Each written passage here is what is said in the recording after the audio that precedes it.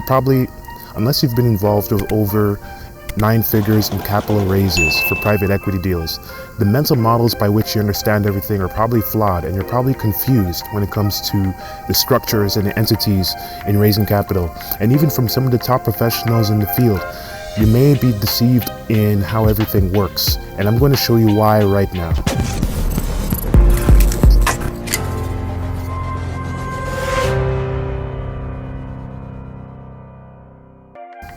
So what is a mental model? I mean, the way by which you understand, like the ways and the structures by which you understand how private equity laws work, how, the deal structure and the capital structure and how all these things work. It's very likely that the way by which the mental models by which you understand these things are broken. And I'm going to walk through exactly probably 3 main things that are probably broken about the mental models of how you understand all this stuff. So what is a mental model to begin with? So if you look at a map of a country, you can probably see that when you have a map of a country, the map is not actually what the country looks like. The map is just a mental model of what it looks like if you were to look at it from far away. And so if you look at, for example, the map of the United States, there are no like zigzaggy lines, and the rivers and the mountains and everything, they're not exactly as it looks like on the map. The map is just an abstraction away to help you understand what it looks like. So it's a model. And so in our brains, we have the same thing. We have these images that we conjure up so that we can understand and make sense out of our world. And these are called mental models. For example, if you try to explain something theoretical or something that we made up, like a country, a country is really just a human-made thing. So we have all these mental models to understand it. But the real world, outside of humans, there's no such thing as a country. So when it comes to capital raising, the main mental model that is probably broken is what you call exemptions. So nobody really calls an exemption, and people call exemptions funds. They call things all these names. But one of the easiest ways to have mental models that are more close to reality in the industries of private capital raising for real estate or M&A private equity is, number one, when you look at the laws of the land, right? So an exemption, so basically, to keep everything basic, in the 1920s, in the United States of America, after one of the things that caused the Great Depression were people who sold investments to people who weren't suitable for these investments. For example, investments in really questionable companies, sketchy companies that didn't produce a good return. So old people who spent their whole life saving money went and invested in companies because they were pressured by ultra high pressure salesmen, and a lot of them lost all their fortune. As a result, what happened is the Securities Commission was a new entity formed to help protect those investors from selling deals that weren't suitable for those investors. So the market split into 2. That you start to have publicly traded companies that could go on to be sold. For example, anybody can buy shares in Apple stock right now because those are publicly traded companies and they are registered with the Securities Exchange Commission. And then you have other types of companies that don't register with the Securities and Exchange Commission because they're not listed on a public exchange. These are called these are private equity companies. Private because it's not publicly listed. So they're exempt from the registration requirements, but because they're really complicated investments, they have to be exempt from registration requirements because they're more sophisticated investments, and it requires a lot of people. You're exempt from having all the reporting and paying a lot of money to go in an exchange. So it exempts you from having to go through the normal registration requirements to sell your deal. So basically you can sell your deal, but then those exemptions require you to have a lot of rules and disclosures so that you can make sure that only the people that are investing in your deal are people that are, number one, smart enough to invest, number two, rich enough to invest, such that they don't lose all their money for no reason. It could still happen, but it's far less likely. So that's pretty much it, and these are called exemptions. And within any Commonwealth country, you have the 506c exemption. Well, this is in America alone. America's not Commonwealth exactly, but In America, you have these exemptions, which are the rules by which you can offer your private equity deals.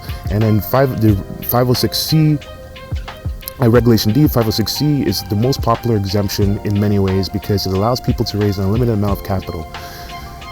506C is not a fund, it's not a company, it's not a fund.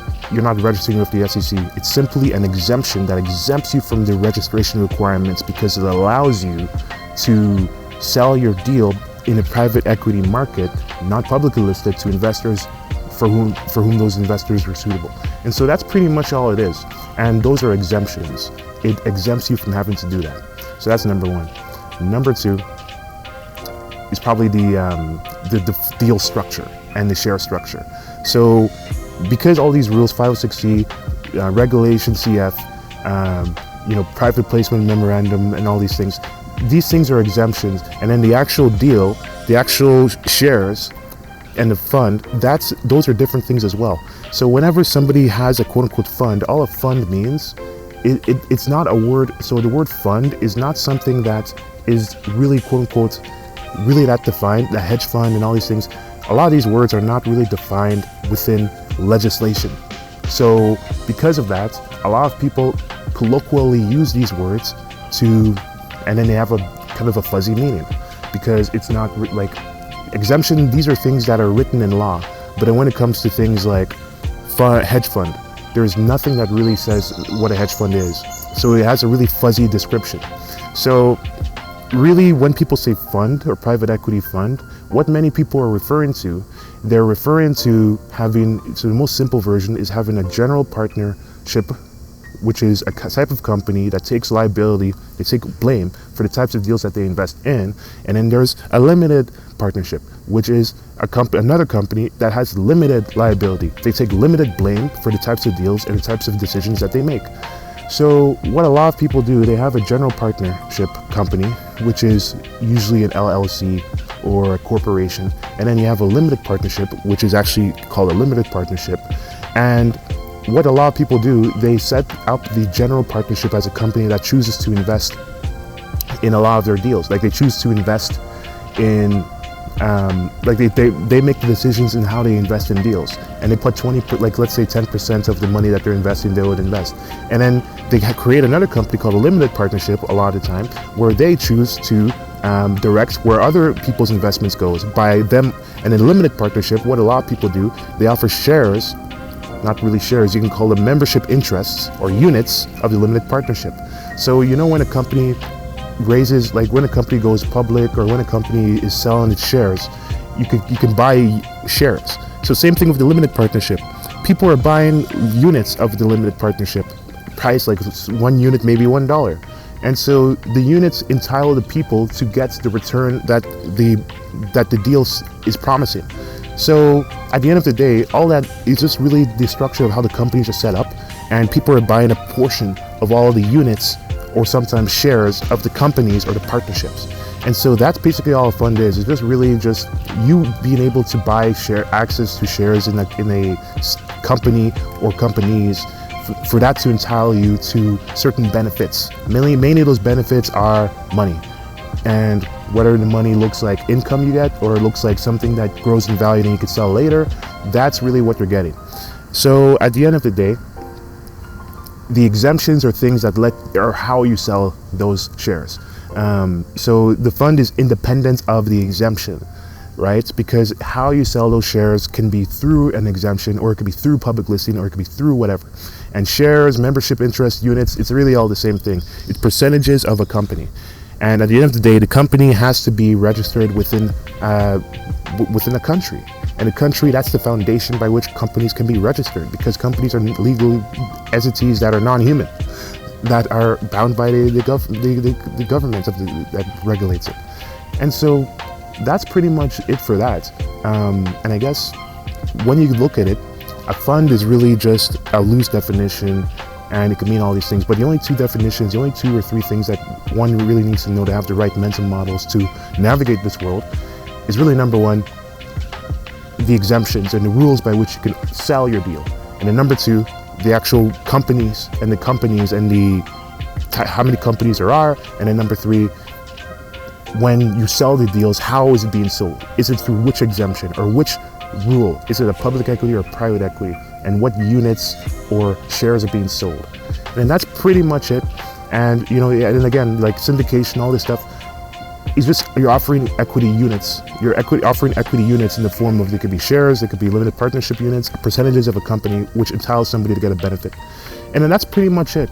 And everything else really is just a distraction or a fuzzy definition that isn't created by a governing entity. And any word that usually isn't created by a governing entity could fall subject to a lot of like fuzzy definition or vague definitions. When you look at what the rules say, and then you build your mental understanding around what these words mean, it can help you build like a map for you to understand what the heck is going on, and nobody can deceive you.